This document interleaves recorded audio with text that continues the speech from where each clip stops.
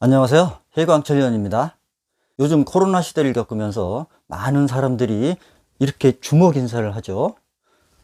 그런데 어떤 사람은 덩치에 비해서 주먹이 유난히 큰 사람이 있어요. 옛날 장사들은 손이 소뚜껑만 타고 그랬어요. 그러니까 손은 체력의 상징이 되기도 하죠. 자, 손을 보면 그 사람의 내면의 특성을 알 수 있다고 그랬어요.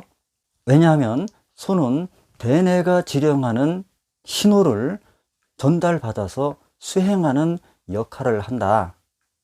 그리고 온몸의 에너지를 손을 통해서 활용을 하죠.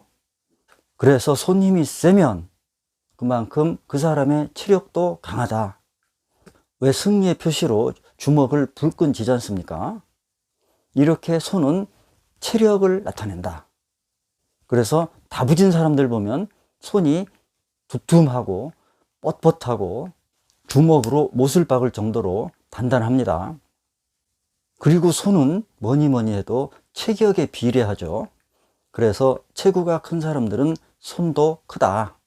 그리고 손가락이 길면 그 사람의 팔다리도 비례해서 길더라. 그리고 손이 두툼하고 단단하면 또한 골격도 크죠. 그리고 가장 중요한 거, 손을 보면 그 사람의 성격을 판단할 수 있다. 이것은 손바닥의 크기와 손가락의 길이 이런 것을 비교해서 보기도 하지만 그 중에서도 특히 중요한 것은 손가락의 길이다. 그런데 우리가 손을 보고 그 사람의 특성이나 인생 항로를 정확하게 판단하려면 먼저 손 모양을 보고 그 다음에 손가락의 길이를 보고 그리고 가장 중요한 손금의 형태를 본다. 그런데 많은 사람들은 손금에만 치중하는 경향이 강하죠. 자, 손바닥을 보면 손바닥이 넓고 두툼하고 투박한 사람이 있습니다. 이런 사람은 육체적으로 강인하다, 육감적이다, 물질적인 성취욕이 강하다, 그리고 사업가적인 기질이 강하다, 이런 뜻입니다. 그래서 물질을 움켜잡는 힘이 강하다. 반면에 손바닥이 좁다. 그러면 심신이 허약하고 섬세하고 수능적이고 여리고 내향적이고 외부 환경에 민감하게 반응한다. 그래서 외부의 영향을 많이 받는다. 단순하게 수용적이다. 이런 것을 뜻합니다. 그래서 옛날 수상학자들은 손바닥을 정사각형 모양 그리고 직사각형 모양을 구분하고 그에 비례해서 손가락이 길고 짧은지, 즉 정방형의 손바닥에 손가락이 짧은 경우와 긴 경우, 그리고 직사각형의 손바닥에 손가락이 짧은 경우와 긴 경우, 이렇게 네 가지로 구분해서 흙의 손이니 물의 손이니 불의 손이니 공기의 손이니 이렇게 분류를 했어요. 그런데 사람들의 손바닥은 단순하게 그렇게 네 가지로 분류할 수가 없다.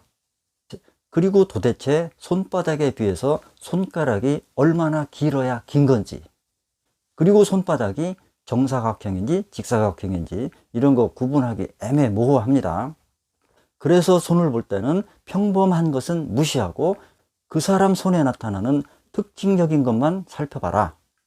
그러나 우리가 얼핏 보기에도 저 사람 손가락은 길구나, 짧구나, 이런 것은 육안으로 쉽게 구분할 수 있죠.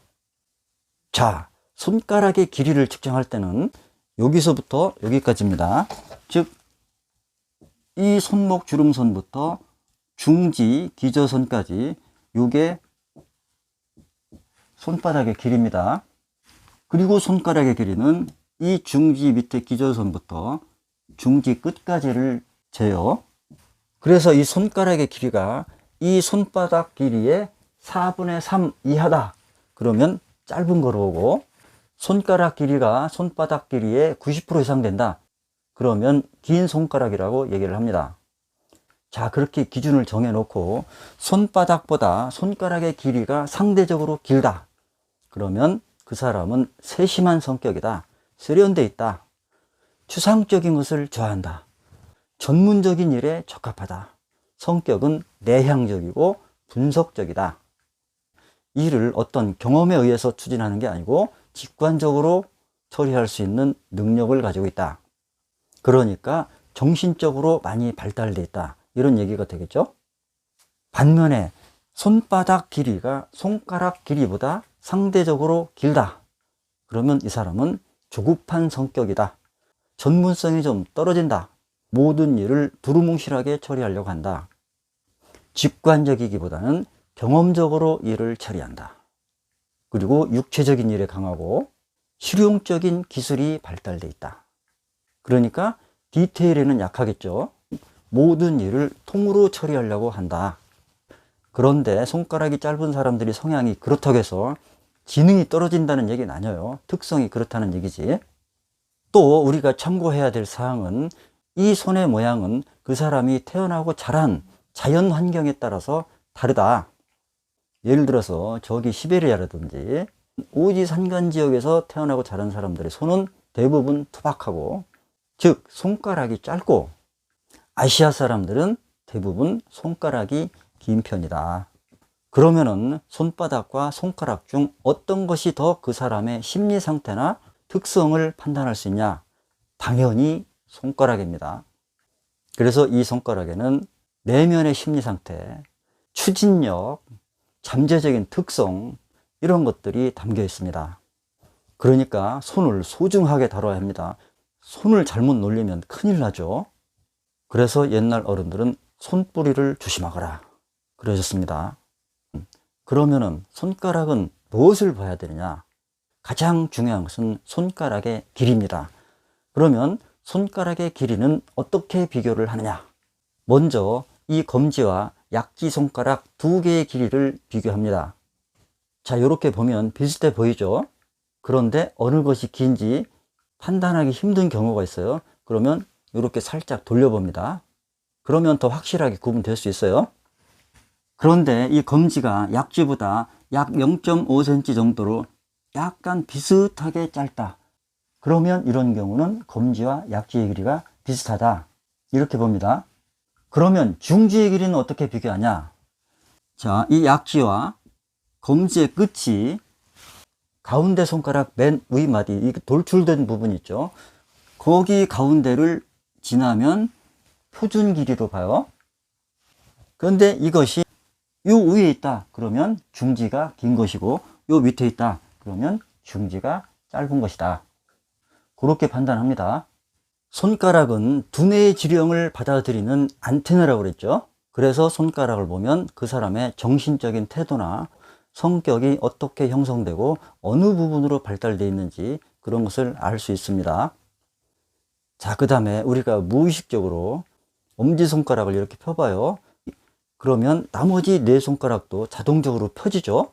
자, 이렇게 엄지손가락을 폈을 때 자동적으로 나머지 네 손가락도 펴지는 경우, 이런 사람들은 성격이 외향적이고 도전하는 것을 두려워하지 않고 대담하게 일을 처리해 간다. 반면에 엄지손가락을 펴는데 손가락이 이렇게 안 펴지고 붙어 있다. 아니면 약간만 벌어진다. 이런 사람들은 성격이 신중하고 내성적이고 굉장히 억제받는 성격의 스타일이다. 또 손바닥을 이렇게 펴면 대부분 손가락들이 이렇게 수직으로 올라가 있죠. 그런데 손가락을 폈을 때 내 손가락이 엄지 쪽으로 이렇게 된 사람이 있어요. 이런 사람들은 굉장히 내성적이다. 정신력이 취약하다. 의타심이 강하고 독립심이 떨어진다. 생활력이 약하고 소심하고 자신의 존재감을 드러내지 못한다. 혼자 있는 것을 두려워하고 자꾸 남한테 의지하려고 한다. 그러니까 뭐 스스로 혼자 도전하는 일을 못해요. 이런 사람들은 항상 만성 피로에 시달리고 체력이 고갈된 상태다. 한편 손가락을 피면 손가락이 새끼손가락 쪽으로 또 이렇게 치우쳐 있는 사람이 있어요. 이런 사람들은 현실 도피자, 생활 도피자, 은둔자, 몽상가, 사회 부적응자, 굉장히 내성적이고 개인적인 세상을 추구하는 사람. 왜? 나는 자연인이다 하고 산속에서 혼자 고립된 생활을 하는 사람들 있죠. 아마도 그런 사람들의 손은 이렇게 돼 있을 수도 있습니다. 그 다음에 손에서 중요한 것은 손이 얼마나 뒤로 잘 휘느냐 안 휘느냐 이겁니다. 대부분 손가락이 짧은 사람들은 뒤로 잘 안 젖혀져요. 체격이 다부지고 성격도 완고한 사람들이죠. 자, 손가락을 뒤로 젖혔을 때 10도 이상 넘어가지 않으면 뻣뻣한 손이라고 합니다. 이런 사람들은 몸도 뻣뻣해요. 유연성이 떨어진다. 이렇게 손가락의 유연성이 떨어지면 성격은 굉장히 완고하고 엄격하고 뭔가를 즉흥적으로 처리하는 스타일이 아니다. 이런 사람들하고 상대하면 많은 인내심이 필요합니다. 배려라는 건 거의 없어요. 자기 고집대로 끌고 가려고 하는 성향이 굉장히 강합니다. 한편 손가락이 뒤로 확 휘어진다. 그러면 몸도 굉장히 유연해요. 저희 집에도 손가락이 아주 유연한 사람이 있습니다. 몸도 굉장히 유연해요. 요가 한다고 온몸을 다 비비 꼽니다. 마치 인간 코브라 같아요. 손가락이 이렇게 45도 이상 뒤로 젖혀질 정도로 유연한 사람들은 몸도 상당히 유연하다. 심리적으로 다 오픈한다. 즉흥적이고 충동적인 행동을 잘한다. 그리고 어떤 틀에 얽매이는 걸 싫어합니다. 한 가지 일에 집중하지 못하고 여러 가지 일을 한꺼번에 후닥닥 처리하려고 합니다. 그런데 이런 사람들에게 어떤 체계가 갖춰지면 아주 성공적으로 일을 잘할 수 있어요. 이런 사람들은 자유분방하게 일을 하려고 한다. 그래서 예술가들의 손은 대부분 유연합니다. 그리고 손가락이 유연한 사람들은 성격이 대부분 사근사근하고 사교적이고 친절합니다. 그러다 보니 성격이 완고한 사람들한테 끌려다니는 경향이 있어요. 그러니까 자신의 주관을 확고하게 움켜쥐고 가는 것이 중요하겠죠. 자, 이렇게 손가락에는 DNA 피질에서 지령하는 정보가 반영되어 있다. 그런데 그 정보는 각 손가락마다 다 다르게 배분이 되어 있다. 그 중에서도 엄지손가락이 제일 중요하다고 그랬죠. 엄지손가락은 나의 인생을 끌고 가는 방향타 역할을 한다. 그 다음에 검지는 자아의식을 나타내고, 중지는 내면의 가치를 표시해주고, 약지는 자신의 프라이드, 그리고 사회적 의사표시를 나타내주고, 그리고 소지는 의사소통 능력을 담당하고 있다.